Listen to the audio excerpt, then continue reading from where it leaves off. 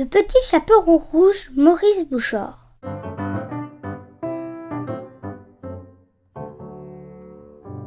Fort gentille, elle est coiffée d'un mignon coquelicot. On croirait voir une fée qui trottine en fin sabot. Où vas-tu, petit chaperon rouge, sans quenouille ni fuseau? Où vas-tu, petit chaperon rouge, gazouillant comme un oiseau? Je m'en vais bien loin solette, sous l'ombrage murmurant, et je porte une galette à ma bonne mère grand.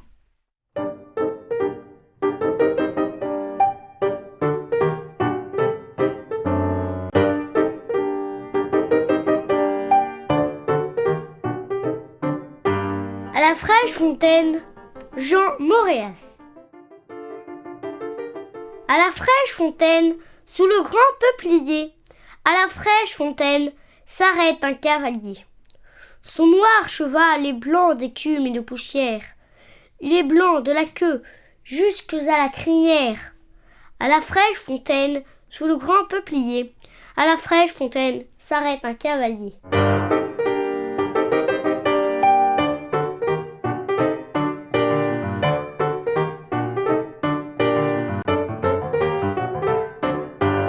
La source et l'océan. Victor Hugo.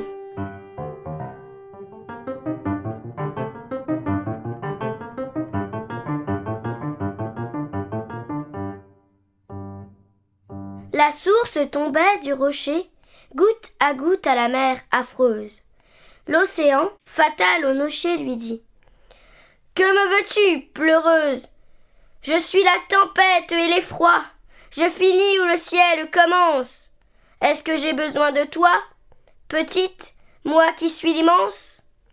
La source dit au gouffre amer: Je te donne, sans bruit ni gloire, ce qui te manque, ô vaste mer, une goutte d'eau qu'on peut boire.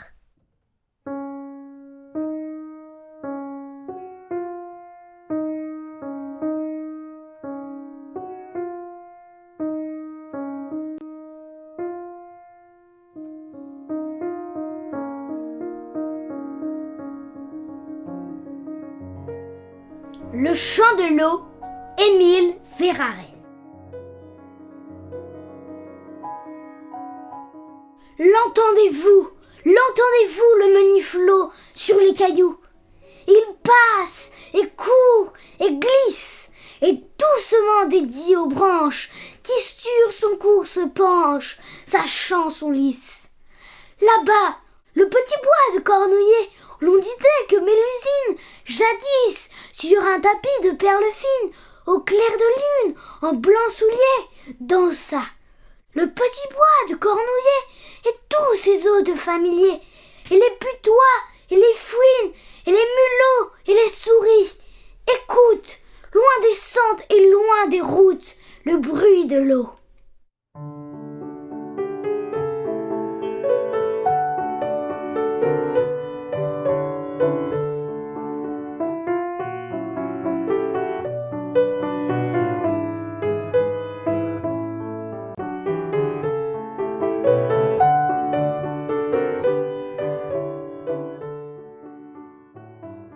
Le chaland, Émile Verhaeren.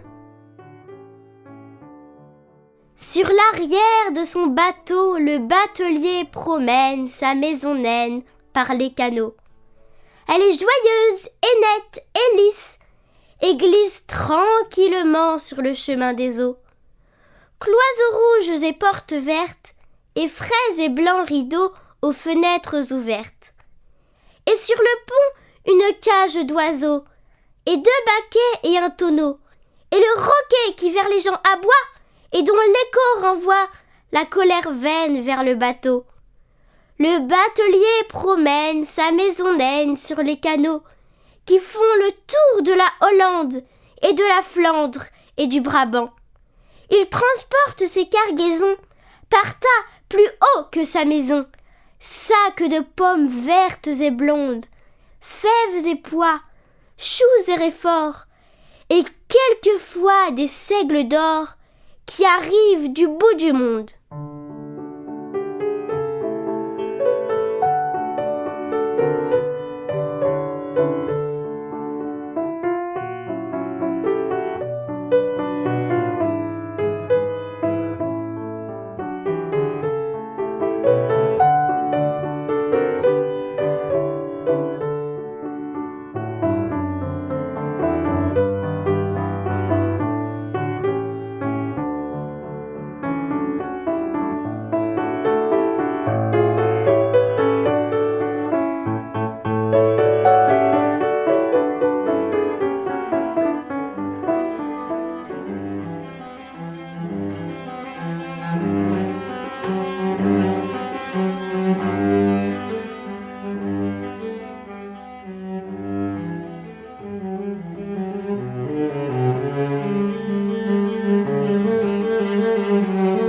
Chers amis de TV Liberté, bonjour.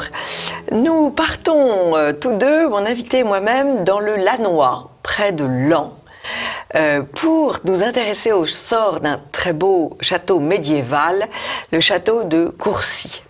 Mon invité, bonjour monsieur. Bonjour Monsieur madame. Louis Trémolière, vous vous occupez de la mémoire de ce château depuis longtemps. Vous habitez tout près. Comment est-ce que vous en êtes venu à vous occuper de ce beau monument ? Il y a évidemment des racines familiales puisque toutes les familles françaises sont très concernées par la Première Guerre mondiale. Oui. Bon, il y a des racines plus proches puisque j'ai passé une partie de mon existence à proximité de Soissons, de cette région-là. Oui. Il y a la rencontre, j'allais dire, avec le fondateur de l'association. Oui. Qui a fondé l'association en 1896-17. Oui. Et le développement qui s'est fait par la suite, comme j'habitais à Strasbourg, j'ai eu le plaisir de contacter très vite les gens de l'association allemande de castellologie, laquelle a reconstruit le château, l'intégralité du château sur une maquette au 1/15e. C'était haut comme un immeuble de 2 étages. Alors ce château est un château médiéval qui date. Alors il a été construit en 1250, pardon, Oui. 1230 exactement. Donc c'est assez tôt dans le Moyen-Âge architectural, Oui. mais c'est à peu près la même époque que les grandes églises. Oui. Le site, le château est intéressant, il est prodigieux, mais il est surtout sur un site Oui. qui est directement lié à toute l'histoire de France. Oui. Parce que, ce site, c'est par là où nécessairement Clovis est passé pour aller battre les Romains à Soissons. Ah oui. Donc ensuite, Charlemagne est né à 10 km de là. Ça a été le lieu où tous les hostes, c'est-à-dire les réunions, les rassemblements des Oui. armées féodales se Oui. faisaient, puisqu'il y a un village qui s'appelle encore Manicamp, le Grand Camp. Oui. Ah oui. Après, les Capétiens, pareillement, sont venus là. Charlemagne a été baptisé à Noyon, qui est juste à côté. Enguerrand de Coucy, qui a construit le château, était un personnage prodigieux, puisqu'il a fait des croisades, évidemment, comme tout le monde, mais il a édifié ce château en disant « Ni roi, ni prince ne suis, ni comte, ni duc aussi, suis le sire de Coucy. Oui, c'est très joli. » On peut se dire, mais C'est très joli. Oui. pourquoi en est-il arrivé à se vanter d'être... À la fois, il se vante et il se met à sa juste place. Absolument. C'est très ambivalent tout à comme fait, devise. C'est tout à fait assez modeste, moi, je trouve. C'est l'émergence de la dignité de l'individu. Oui. C'est une date importante dans l'histoire parce que voilà, il a construit en 7 ans, il a construit une forteresse, un château, un donjon, aussi important que Carcassonne. Et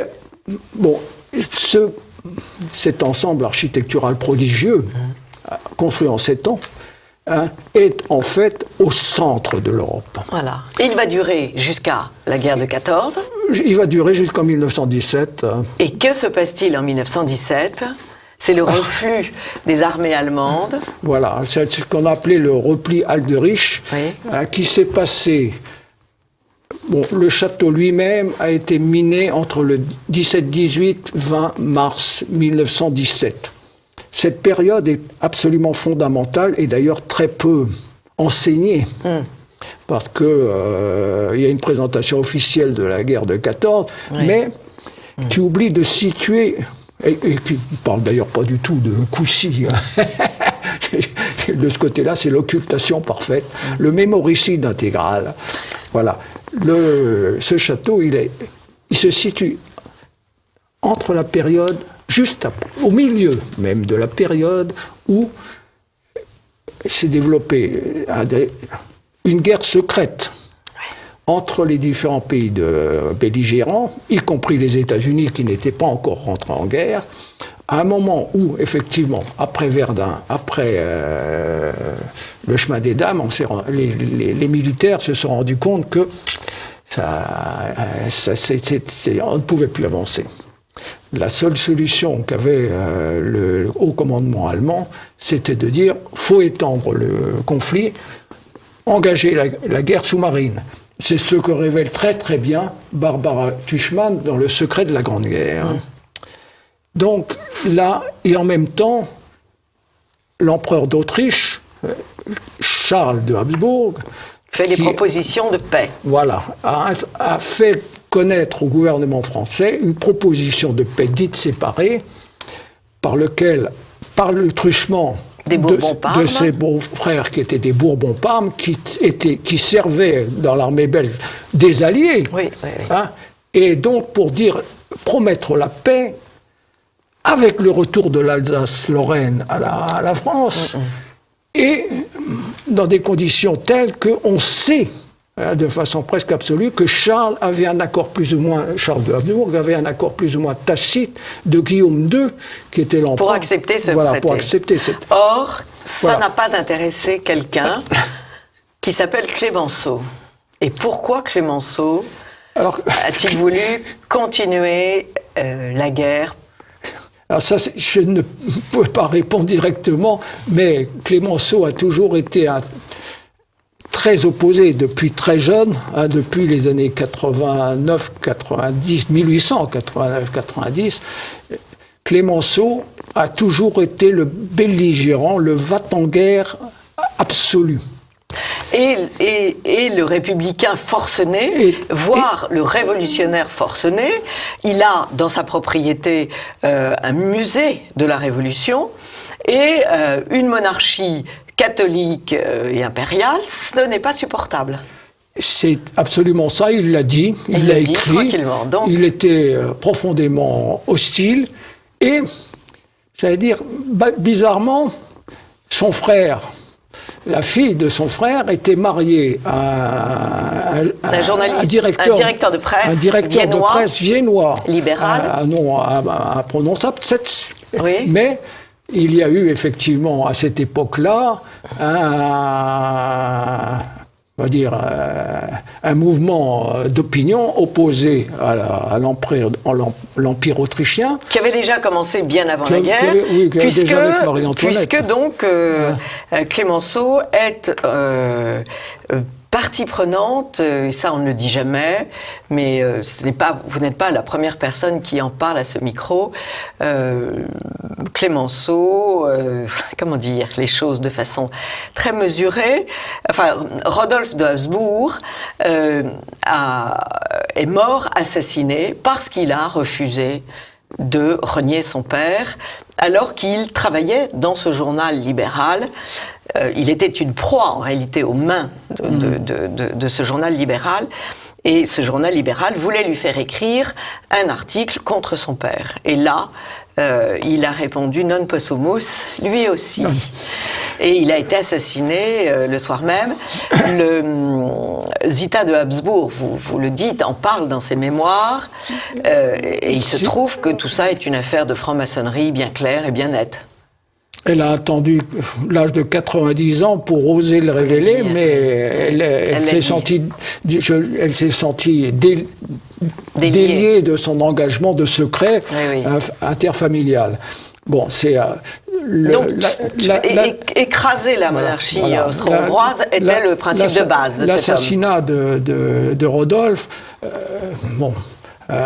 est très, très, très précisément décrit dans son complot qui a été fomenté depuis Paris avec des Junkers, les grands chefs prussiens, et Bon, il faut bien ce qu'on appelle aussi, avec une certaine tendance sioniste, très influente à Vienne. Oui, oui. Qui pour dégager ça. Voilà, qui effectivement, était très proche de Rodolphe. Il faut lire pour ça la biographie d'un maire de Vienne dans les premières années du siècle. C'est une très bonne biographie, parce que ça plante le décor à Vienne. Voilà. Des luttes d'intérêt absolument étonnantes. Je ne peux pas dire que les deux capitales fondamentales de l'Europe étaient Paris et Vienne, mais ça s'est joué là. Absolument. Donc il faut éliminer Vienne, donc Clémenceau décide de continuer la guerre, malgré les millions de morts que ça entraîne. Et alors nos Allemands quittent, en 17, ils s'éloignent de cette région, revenons à notre château. D'abord, Clémenceau a fait tomber le gouvernement Briand, qui avait pris des accords plus ou moins avancés avec les représentants d'Autriche. Le gouvernement est démis le 17 mars. Oui. Le 18 mars, les Allemands commencent à torpiller des bateaux américains. Oui. Le 19 mars, c'est la Russie qui tombe. Oui. Les militaires Hindenburg et Ludendorff viennent demander à l'empereur d'Allemagne qu'est-ce qu'on doit faire. Est-ce qu'il faut détruire Coucy? Coucy que Guillaume II avait visité en personne. Coucy qui a été visité également par le primat d'Allemagne, et on a des photos de la bénédiction de Coucy par le primat de Cologne. Et donc, évidemment, il a été très hésitant, parce que lui-même n'a pas répondu. Moralité, c'est Ludendorff lui-même qui a donné l'ordre de miner Coucy avec 28 tonnes de chédite. Mais pourquoi il détruisait un symbole? Ou parce qu'il n'y avait pas d'hommes, c'était pas un élément. C'est absolument un symbole. C'est un symbole. Et c'est un symbole d'autant plus gênant pour la France, parce que ça s'est passé à un moment où la France n'avait plus de gouvernement. Oui. Comment voulez-vous faire la guerre avec évidemment son contrepoids qui est la paix, si vous faites la guerre avec un pays avec lequel vous voulez négocier sur le plan diplomatique et qui ferme la porte en démissionnant son gouvernement. Alors, ce château est détruit, et vous êtes un certain nombre à vouloir la reconstruction de ce château. Absolument. Alors, le but de notre association, qui s'appelle l'ARDOC, Association pour la restauration du donjon de Coucy-le-Château, a été créé en 1987 par M. Burlet, et je vous lis quel est le but de l'association, puisque c'est son acte fondateur. Après plus de 50 ans d'union si fructueuse entre nos deux pays, qui sont les piliers principaux d'une Europe en gestation, l'ARDOC demande que ce tas de pierres soit enfin déblayé en conservant et classant les nombreuses pierres de parement récupérables en vue d'une éventuelle reconstruction partielle ou totale, et ceci afin que le colossal donjon martyr, symbole de haine depuis 1917, soit mis en valeur et devienne le symbole de la réconciliation franco-allemande, européenne et mondiale, puisque le conflit de 14-18 a engendré 2 guerres mondiales. Alors ça, c'est l'acte fondateur. Bon. alors ça se traduit. Alors, d'abord, vous nous expliquez que vous rencontrez beaucoup d'opposition de la part de la France. Alors nous, en Allemagne, pas du tout. Vous avez beaucoup d'alliés en Allemagne. C'est le paradoxe, c'est que... Mais en France, vous n'êtes pas soutenu. Le paradoxe, c'est que nous cherchons tous les moyens. Bon, comment faire reconstruire ce château? Oui. L'association avait eu un accord de personnes plutôt locales pour déblayer une partie du donjon. Oui. Ce qui concerne l'état de ruine. Oui, oui. Avec des bénévoles, j'imagine. Pas forcément, avec des fonds de l'association même, et une partie de subvention. Parce que vous avez des fonds. Oui, on collectait des fonds auprès de nos membres. Ah oui. Donc nous avons en partie effectivement financé ces travaux, ce qui ont consisté à déblayer la base de ces tas de ruines énormes. Ouais. Bon, qui peut s'apercevoir qu'effectivement, les Allemands ont miné le donjon, tout s'est écroulé, mais le donjon est intact jusqu'à 3 mètres de haut. On a retrouvé la porte. Donc on peut remonter avec les Voilà, pierres. c'est extrêmement simple à remonter. Bon, autre chose qui a été découverte, c'est que le château qui est annoncé partout, 54 mètres de haut, le fossé entre, si vous voulez, le pont-levis et le fossé est presque de 8 à 9 mètres. C'est-à-dire que la taille réelle du donjon, c'est 64 mètres environ. C'est énorme, oui, c'est énorme. Oui. Le problème, c'est qu'une fois ces travaux faits, le Centre des monuments nationaux a tout remblayé. Non, ils ont remblayé. Ils ont tout remis en place, vous ne le savez pas, il y a absolument stupéfiant. Et c'est ça qui provoque notre colère. Oui, je la conçois. Je peux vous le dire, notre colère. Donc ils ne veulent pas que ce donjon... Ils ne veulent pas, et c'est encore très récemment constatable. J'invite tous les téléspectateurs à ouvrir le site internet du Centre des Monuments Nationaux. Oui. Le Centre des Monuments Nationaux, encore aujourd'hui, mais c'est récent, dit qu'effectivement, la destruction du donjon, du château, peut avoir un caractère symbolique. C'est stupéfiant, mais dans un chapitre qu'ils n'ont même pas fait eux-mêmes, qu'ils ont fait faire par l'Académie d'Amiens, l'Académie d'Amiens, enfin, reproduit le fameux décret Doumer qui ordonne le maintien en ruine. Doumer. Paul Doumer a effectivement décrété en obligeant pratiquement, parce que le compte-rendu, c'est M. Paul Doumer, sénateur, demandant au préfet de prendre la décision de maintenir le château à l'état de ruine, parce que c'est son souhait. Donc, M. Paul Doumer a pratiquement imposé, commandé l'état de ruine. Voilà, donc c'est ça, et ce document enfin apparaît, parce que jusqu'à présent, il n'était pas présentable.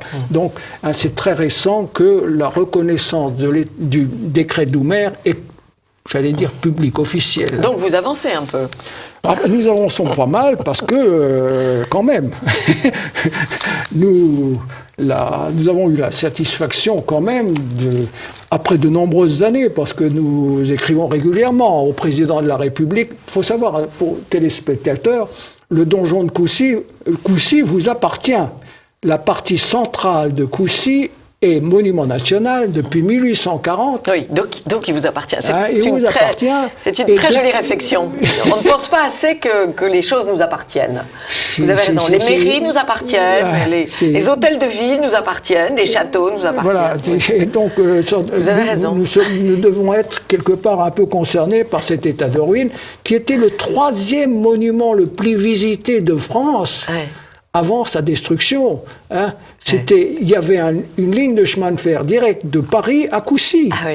Les gens venaient visiter Coucy. Alors, bon, pour avoir avancé, je vous donne quand même la dernière mouture, qui est la lettre du directeur du patrimoine auprès du ministère de la Culture, répondant à M. Jean Lassalle, qui député a pu saisir ce haut fonctionnaire, et sa réponse du 26 juillet 2019 stipule « La reconstruction du donjon constituerait au plan archéologique et patrimonial, voire diplomatique, un projet d'un intérêt et d'une ampleur indéniable. » Alors, je me permets tout de suite une remarque. Le conditionnel. Pour ce haut fonctionnaire, le caractère archéologique me paraît un peu singulier, parce que c'est un bâtiment qui, en 1917, était parfaitement connu. Oui, c'est pas... parfaitement mesuré. Il y a des photos. Alors, on en voit une même. Bien sûr. L'émission a été bien illustrée. Alors, vous invitez nos téléspectateurs à aller sur le site du château de Courcy. Le château de l'association s'appelle donjondecoucy.com. Donjondecoucy.com et éventuellement adhérer à cette association et militer pour que ce donjon soit relevé de ses... J'allais dire, c'est une conscience que nous devons tous avoir. La France doit se regarder en face parce que Coucy, ce n'est pas que la France. Oui. Il faut savoir que Coucy, le château, le donjon de Coucy est très connu à l'étranger. Oui. Pour preuve, je vous présente un ouvrage très important écrit par une Américaine du nom de Barbara Tuchman qui s'appelle A Distant Mirror, qui raconte toute l'histoire de Enguerrand de Coucy, 600 pages, pour s'étonner de ce qui s'est véritablement passé. Donc vous cherchez un traducteur pour cette biographie.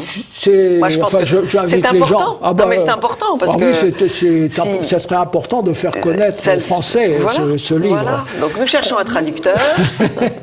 Ça serait très bien que les jeunes puissent le lire. Bien sûr, bien sûr. Bon, ce livre est très intéressant parce qu'effectivement, la réflexion du distant mirror, ce miroir distant, est extrêmement révélateur. Oui, c'est très intelligent comme titre. Voilà, c'est extrêmement révélateur. Il faut regarder en arrière pour se regarder, pour se voir en face. Pourquoi, bien sûr. Pourquoi et comment on en est arrivé à maintenir cet état de ruine. C'est extraordinaire. Mais vous affrontez là un refus parfait d'un certain nombre de personnes de regarder les choses comme elles sont. On les regarde uniquement comme elles devraient être, mais non pas comme elles ont été. Donc voilà où nous en sommes. Vous êtes passionnant, Monsieur Trémolière. Vous nous avez invités et nous allons aller voir le donjon de Coucy dès que nous pouvons. Je signale aux téléspectateurs que la ville de Laon est une merveille, j'en ai déjà parlé, mais on est dans un autre temps. La cathédrale de Laon est une merveille, c'est une ville qui est restée médiévale à souhait, il y a une multitude de clochers, d'abbayes, enfin c'est un endroit tout à fait étonnant, et c'est tout près de Paris. On peut y passer la journée. Merci beaucoup, monsieur, de toute cette présentation. Vous avez une conclusion à nous donner? Oui, je vais quand même